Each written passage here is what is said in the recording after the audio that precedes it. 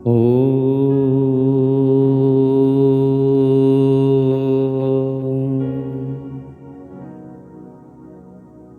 नारायणं नमस्कृत्य नरं चैव नरोत्तमं देवीं सरस्वतीं व्यासं ततो जयमुदीरये। नारायण।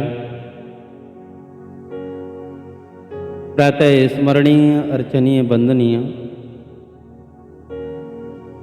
परम पूज्यपाद अनंत विभूषित ममदेव श्री सद्गुरुदेव भगवान के उन दिव्य श्री चरण कमलों में हमारा बार बार साष्टांग प्रणाम स्वीकार हो।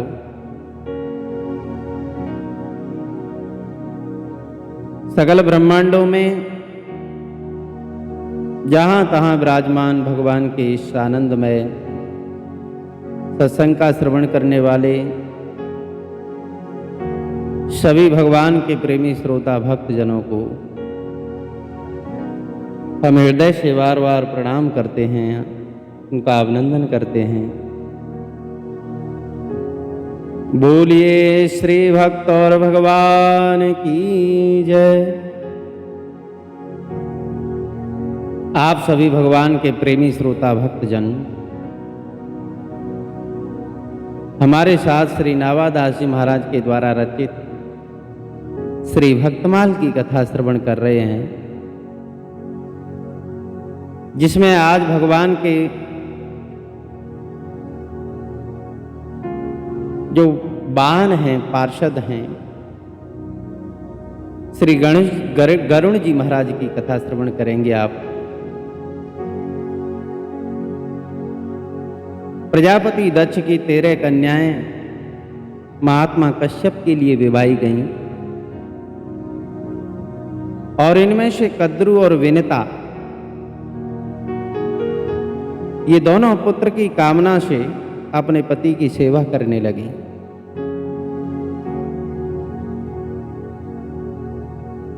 सेवा से महात्मा कश्यप जी संतुष्ट हो गए। जब दोनों को मन चाहा वरदान मांगने के लिए कहा तो कद्रु ने समान शक्ति वाले 1000 नागों को पुत्र रूप में मांगा और विनिता ने कद्रु के पुत्रों से सभी गुणों में श्रेष्ठ केवल 2 ही पुत्र मांगे। महात्मा कश्यप जी ने तथास्तु कह दिया। फलस्वरूप कालांतर के बाद में कद्रु ने 1000 और विनिता ने 2 अंडे दिए।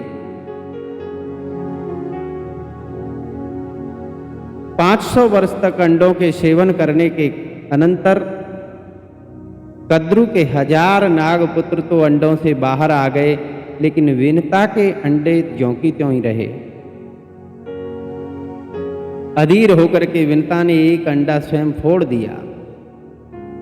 देखा कि पुत्र के शरीर का ऊपरी भाग पूर्ण रूप से विकसित हो चुका था, लेकिन नीचे आधा अंग तो अभी अधूरा रह गया था। माता की इस नादानी से क्रोधित होकर के पुत्र ने शाप दे दिया कि तू जिस सौत की ईर्ष्यावश आतुरता के कारण मुझे अधूरे शरीर वाला ही तूने पैदा कर दिया,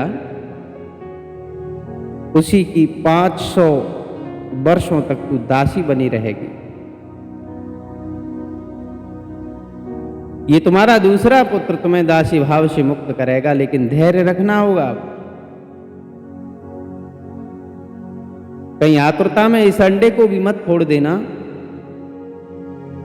तेजोमय अरुण कांति के कारण विनिता के उस पहले पुत्र का नाम अरुण रखा गया और ब्रह्मा जी की आज्ञा से वो भगवान सूर्य के सारथी बन गए।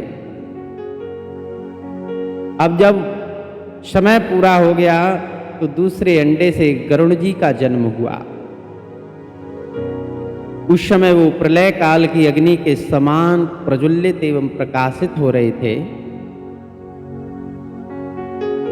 श्री गरुण जी के तेज को न सह सकने के कारण देवताओं ने उनकी स्तुति की, तो उन्होंने अपना सारा तेज समेट लिया। कद्रु और कद्रु पुत्र नागों के द्वारा बार बार दासी के जैसे व्यवहार किए जाने पर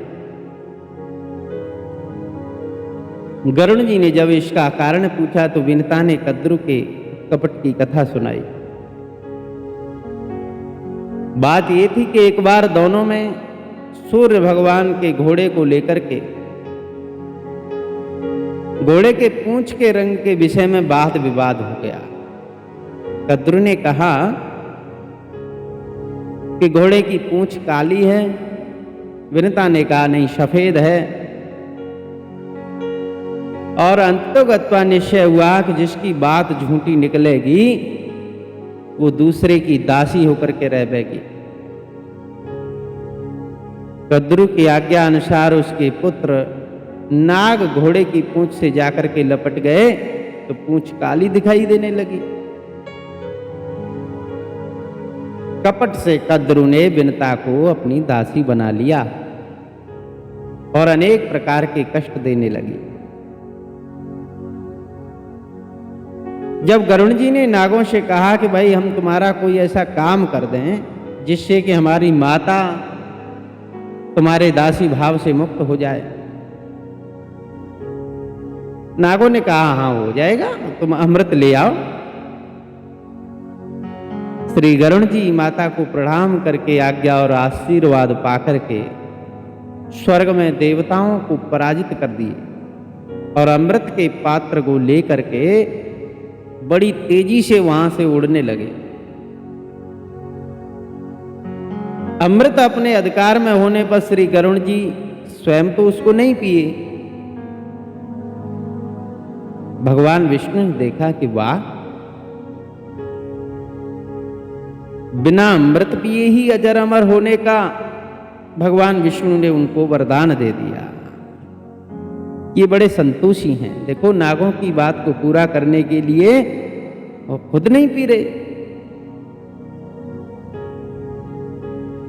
भगवान ने अपनी ध्वजा पर स्थित रहने का और अपने वाहन बनने का परम दुर्लभ वरदान केवल इसी कारण, क्योंकि उनके अंदर छल कपट नहीं था, और एक भक्त के अंदर छल कपट ही नहीं रहता। भगवान स्वयं कहते हैं निर्मल मन जन सो मोहि पावा, मोहि कपट छल छिद्र न भावा। ऐसी उनकी निष्प्रता देख करके भगवान ने उनको आशीर्वाद दे दिया, वरदान दे दिया। और अमृत का अपहरण करके जब गरुण जी जा रहे थे तो इंद्र ने क्रोध में भर करके उनके ऊपर वज्र का आघात कर दिया। लेकिन अब तो भगवान से वरदान प्राप्त कर चुके हैं, अजर अमर हो चुके हैं। लेकिन अब वज्र की भी मर्यादा है, उसमें भी भगवान नारायण का तेज है, वो विफल नहीं हो सकता।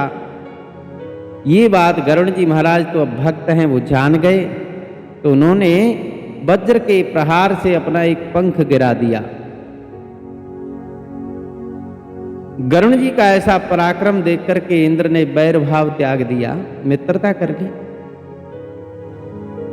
श्री गरुण जी ने अमृत के संबंध में अपना भाव बताया कि मुझे थोड़ा ही पीना है, अरे मुझे तो अपने माता के दासित्व को मुक्त करना है, मैं इनको जाकर के सर्पों को दे दूंगा, आप उनसे ले लेना। इंद्र ने कहा ठीक है। गरुण जी का सर्पों को भक्षण करने में समर्थ होने का अभीष्ट वरदान भी दे दिया। इंद्र ने कहा कि तुम सारे सर्पों का भक्षण कर सकते हो।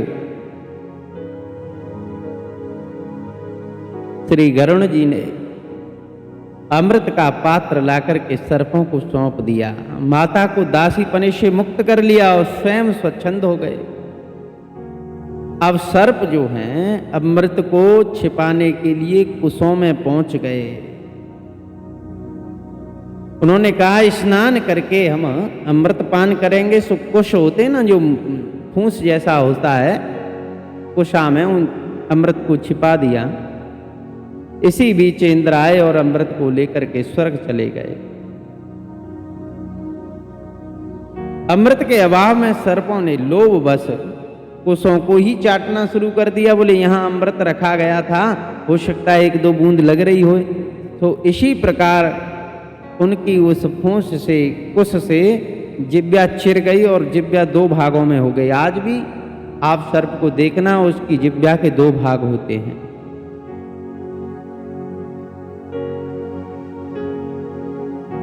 तभी से सर्प दुजिब्या हो गए और तभी से कुशा अमृत का स्पर्श होने के कारण परम पवित्र हो गया। साधु महात्मा कुश का आसन बनाते हैं, उस पर बैठ करके भगवान का ध्यान करते हैं। वो पवित्र होता है, इसलिए उसमें एकाग्रता की शक्ति प्रकट हो जाती है। श्री गरुण जी ने भगवान सूर्य के पास जाकर वेद पढ़ने की प्रार्थना की कि प्रभु हमको वेद पढ़ाए दो। लेकिन ये पक्षी हैं, अनधिकारी हैं। सूर्य ने वेद पढ़ाने से मना कर दिया, तुम अधिकारी नहीं हो, वेद तो अधिकारी विशेष के लिए है। अब तो बड़े उदास रहने लगे, अप्रसन्न हो गए, सोचने लगे कि मेरा तो सब काम ही बंद हो जाएगा।